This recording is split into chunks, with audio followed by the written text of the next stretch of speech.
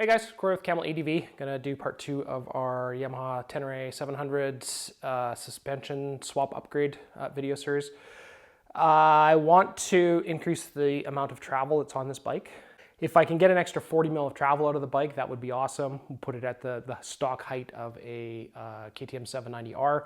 It's a good compromise between ground clearance, decent seat height, and enough travel that when you're doing the fast the fast whooped out sections, or you come across a G-out on a Desert 2 track, that you have some travel to soak that up. So we could just make the bike taller, which is easy way to go. How much travel you want? Oh, you want full 300 mil travel like a dirt bike? Yeah, no problem, here we go. That is not what I'm after. I don't want taller seat height. If I can get more travel and keep the same seat height, then that would be awesome. It's gonna have to be a little bit taller, but we have some up travel that we can add to this bike. So the forks are 210 mil travel. So we've got 230 mil here, and there's 200 mil of travel. So I said 210 earlier, it's actually 200. When the fork is fully compressed, there's still 30 mil of shaft showing here. So, and then when we come to the bottom of the skid plate, there is actually 280 mil clearance underneath the skid plate. We've got 200 mil travel in the forks, and we've got 280 mil under the skid plate. So when the suspension is fully compressed, we've got about 3 1/8, 80 mil is about 3 1/8 of clearance. So you don't want to go with the suspension bottoming out and the skid plate right on the ground. So if there's any rocks, there's any change in terrain, any variation, then you're going to pound the skid plate into the ground before the suspension bottoms out, or at the same time. So that's a problem. So we don't want to run it that tight, but I am pretty comfortable in adding about 30 mil of up travel. It leaves us 2 full inches of ground clearance with it. So that is the plan. If we get the 200 mil out of the forks, and then we're going to add 30 mil of up travel, and then we only need to add 10, 15, maybe 20, we'll see how it all plays out, travel or extra height. And then of course we're only going to be 2/3 of that because we run about 1/3 sag on the bike. So at the end of the day, we may be able to get 40 to 50 mil more travel and have the seat height be like 10 mil taller than it currently is. That would be awesome. I can't finalize the measurements on the forks yet because I don't have the shock, and the shock is going to be the deciding factor on how much up travel. So with the rear suspension fully compressed, there's still about 35 mil, 40 mil between the top of the tire and the underside of the inner fender. And that's on a 140/80/18. A 150 is 3/4 to an inch shorter, depending on what brand. So it may mean that if we switch to a 150, then we can get our 1 inch up travel or 30 mil up travel on the back as well. So we need to wait for the TFX shock to show up, and then we can go and figure out all those numbers, figure out what's happening. So I got all kinds of good stuff here. Have been waiting forever for my new triples.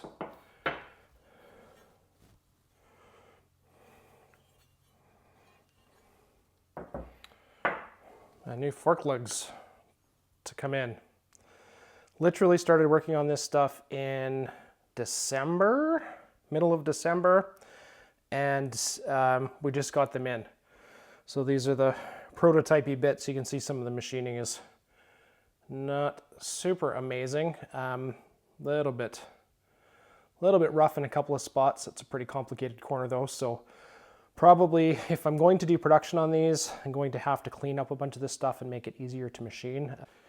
So pretty happy to see, with all the potential things that could go wrong here, that our tubes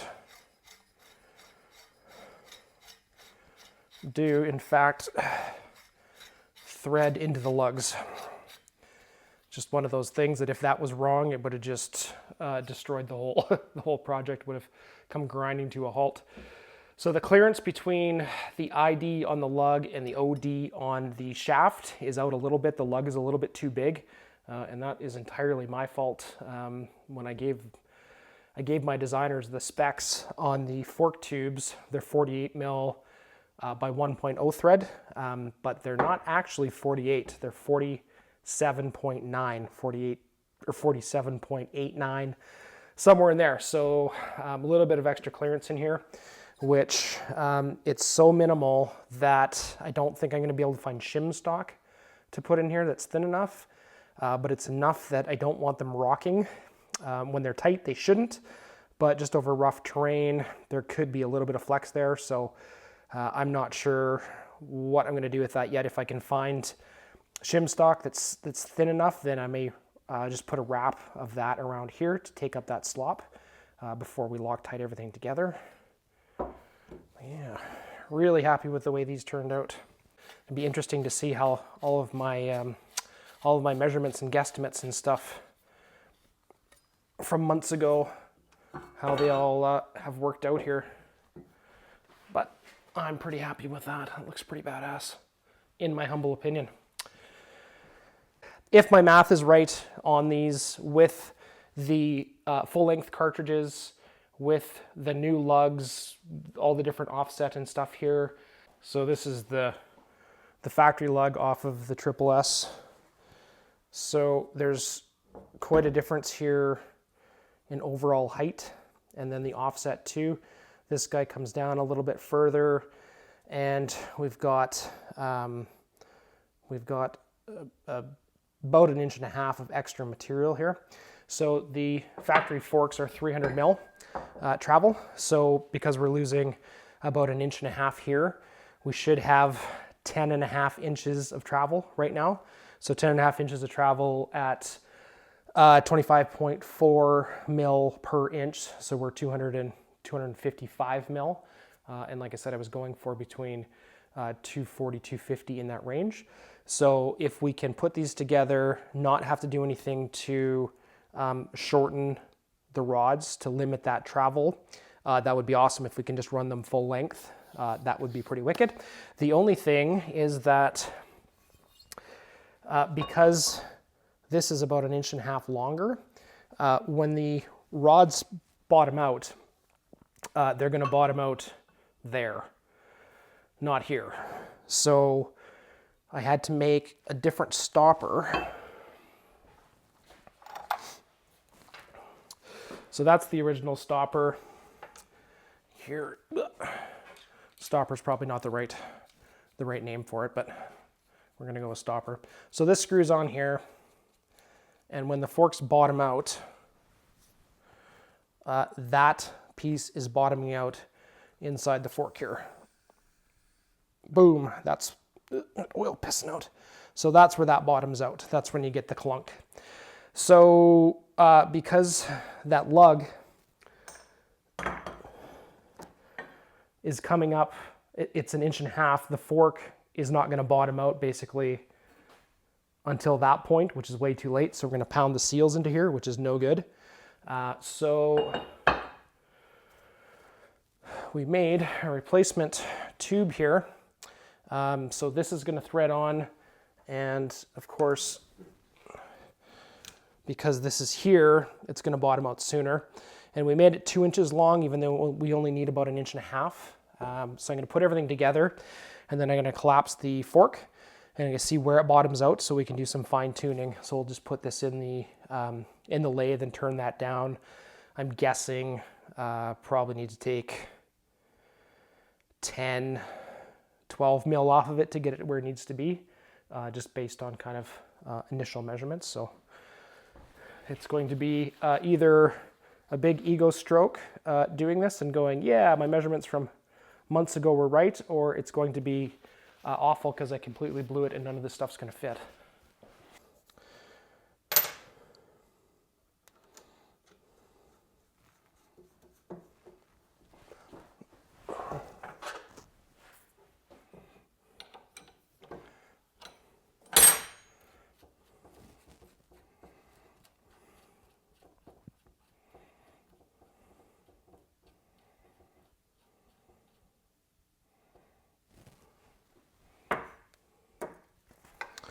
So I'm just going to throw some bushings, and we don't need to put seals in, but I am going to put seals in because I need to put the snap ring in to make sure that this stays where it's supposed to be.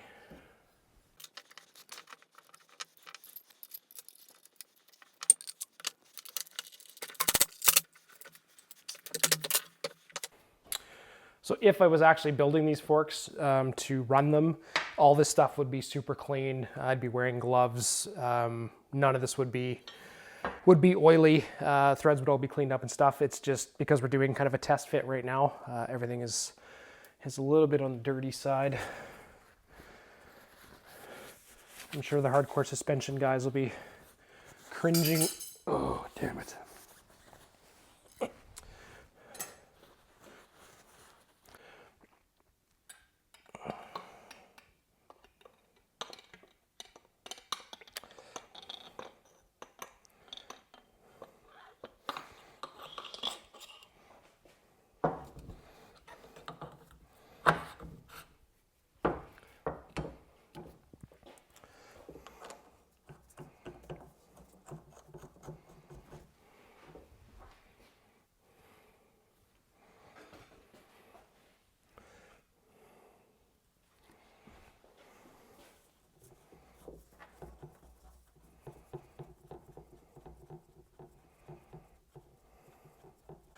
Tighten this guy in here. I'm quite happy that so far, ooh, that's a little tight. I think I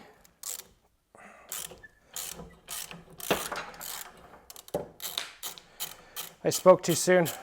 I was gonna say, I think that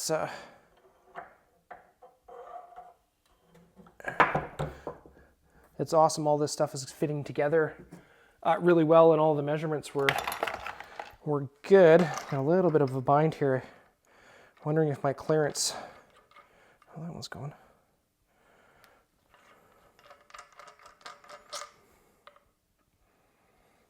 Interesting.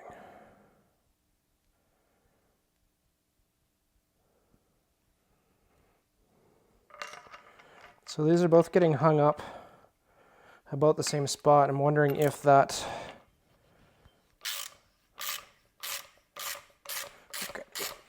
okay, it's just tight. I was a little bit concerned that maybe the threads ended up being cut a different pitch or something, because it's a little bit sticky going in, and I think it's just a minor clearance issue. The female threads in the lug, I think, are just a little on the tight side. And that looks like it's spun a little bit, so I am going to, even though we're not assembling them,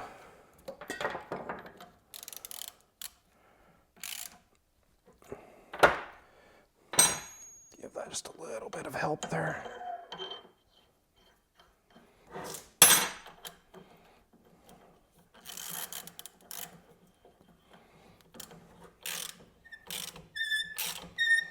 Yeah, even with the silicone, it's a little bit tight, but it's going. It's not gonna seem like it's gonna be an issue at all.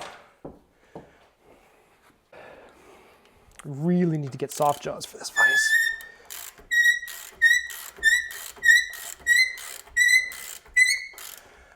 Yeah, that's some tight threads.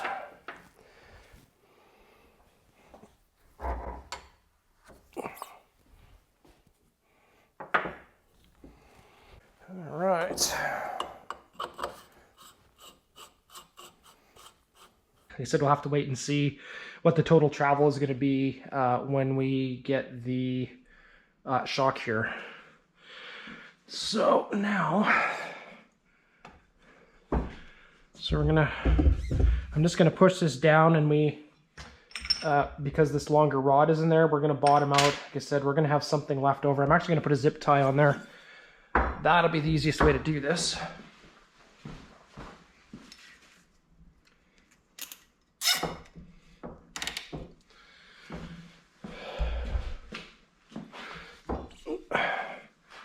So you got the zip tie on there. I'm gonna push this down, bottom it out, and see how much we can trim off of this spacer. Oh, apparently none. Interesting. Why is that measurement off? Why is that wrong? Well, that's intriguing.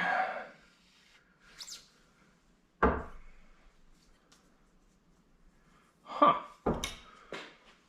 Bizarre.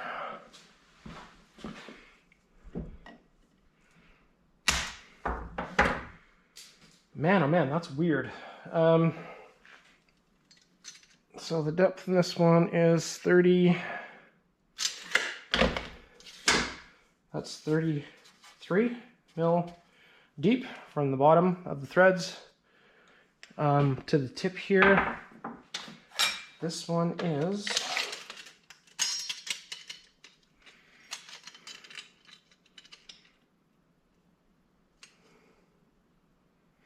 about 83. So 50 mil difference. So 2 inches. Weird. What did I do? What did I do? So this one is 23 mil. What I did on the Africa Twin build when I did the same fork swap on that bike is I needed to limit the travel by about 3/4 of an inch. So we made these spacers, we still use these, and then we just put them on there like that. And I was thinking that as the shaft, or as the rod moved up and down into the cartridge, that this was gonna stay at the bottom, but that wasn't the case. This actually ended up a little bit of suction with oil, or I'm not sure what exactly happened, but every time I took them apart, this guy wasn't down here with this nut, it was actually up. It was actually up and it was inside here in that pocket, which would still do the same thing. This thing would just hit this and then we would get the bottom out there. So the issue with doing that is this thing, for whatever reason, decided it didn't want to stay down here with the nut and travel back and forth. It ended up basically sitting in there, and I don't know whether it was just oil pressure kind of suction thing, but as the rod went in and out, more often than not, when I took these apart, this thing was kind of partway in the shaft, and it scored the shit out of the rod here, out of the damping rod. So these rods were already toast when I took these forks apart, and there's no easy option for getting Kashima coating done. I don't even know whether just a regular dude can send these away to Japan. I think it's actually the only place that does Kashima. You might have to be a shop with an account and whatever. Anyway, I took these in and got these hard anodized, and you can see how quickly that got shredded with that spacer. So I don't want to do like an 1/8 inch spacer on these forks and shred the Kashima as well. So for purposes of moving forward, the way they are is fine. Just that tiny little gap. We have so much mud and water and stuff where I ride that I'm concerned that it's going to build up at the bottom of the fork there, and I'm going to have an issue with forks leaking constantly, and potentially, you know, scoring bushings and just a lot more maintenance because I'm going to end up with dirt in the cartridges. But this is super exciting that all worked out the way that it should. I had to make some guesses on fork spring length as well. So we went with 0.7 kg per millimeter, or 7.2, I think 7. So I have been running 0.75 on the Africa Twin with the same forks, and it's worked really well, and that's a pretty stiff spring, but it works really well. I've got 6.6s in the factory KTM, the factory T7 forks are 0.66, and it's one of the limitations with that fork. So when you have your fork spring and you add up how many coils you have, and then you take the thickness of the coil and multiply those, you have your binding length, right? So when this thing totally compresses and there's no space left between the coils, what is the minimum compressed length of this? So with the factory T7 parts, I'm pointing because the bike's behind me here, but with the factory T7 components, 0.66 is the stiffest spring that you can get in there because of the amount of space for the spring, and then springs over that, the wire gets thicker the heavier the spring is. Now, different manufacturers have different spring spacing, and you may be able to tweak that a little bit. Maybe with a different manufacturer you can get a 6/8 in. I don't know. The suspension shops that I talked to, when I gave them the specs, 6/6 is what they came up with, and 6/6 is a little bit light on that bike for me, so that's why we went with the 0.7 for these forks. So they're sitting over here. Gonna go cut those open and stick one in here and see what we end up with for free play, or not free play, for spring preload. I believe that we're gonna end up with about 7 mil is the preload number, which is pretty good, if that all works out as it should. So 0.70 rate, they are 43.5 mil OD. The factory Kayaba stuff is 0.40, and we have a little bit of wiggle room, and I was able to get these faster. It was going to be 6 weeks to get custom springs made, and this was a spring that was in stock for a KTM adventure bike, and I can't remember which model it was, but we're 457 mil overall length, and the ones that we came out of here, I believe, were 450. 452, stock springs 452, and that's 457, so 5 mil extra preload on there, and on an adventure bike, I don't think that's going to be an issue at all.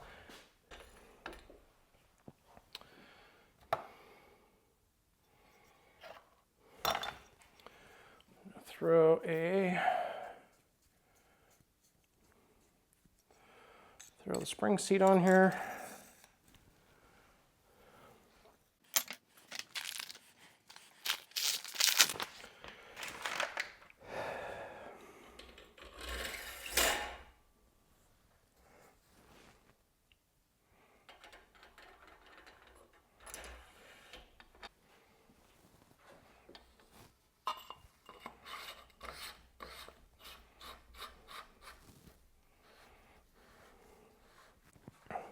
So you put a little bit of grease on this thing, see whether it goes in better. I don't see any wear marks from putting the adjuster in, so I think it's just, everything's just tight.